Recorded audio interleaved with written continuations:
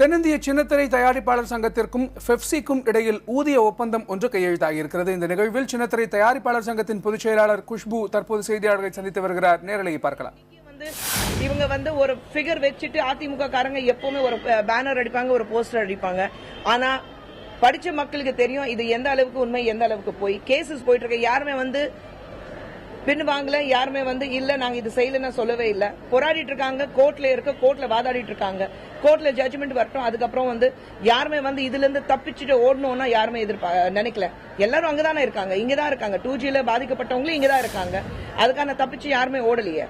லலித் மோடி மாதிரி அவங்கள நாட்டு விட்டு வெளியே அனுப்பலையே. இது வியாபம் கேஸ் இருக்கு. பிஜேபி இது பத்தி இது வரைக்கும் ஒரு வார்த்தை சொல்லல. வசுந்தர ராஜா மேலே மோடியை சேர்ந்து கலந்து லலித் மோடியோட சேர்ந்து எந்த அளவுக்கு பிரச்சனைகள் வந்திருக்கு அதை பத்தி யாருமே பேசல. சுஷ்மா ஸ்வராஜ் எந்த அளவுக்கு மோடியை ஹெல்ப் பண்ணி வெளிநாட்டுக்கு அனுப்பிச்சிருக்காங்க அதை பத்தி இன்னும் பேச மாட்டேங்கிறாங்க. இது முதல்ல பேசிடும். இதுக்கான லலித் மோடியை வெளியே அனுப்பிச்சிட்டாங்கல்ல. ஒரு தவறு நடக்குது, அதனாலதான் ஏதோ ஒரு பிளான் பண்ணி லலித் மோடியை வெளியே அனுப்பிச்சிட்டாங்க. லலித் மோடி இங்க கொண்டு வரட்டுமே, அதுக்கப்புறம் பேசுவோம். Okay, thank you. சுஜி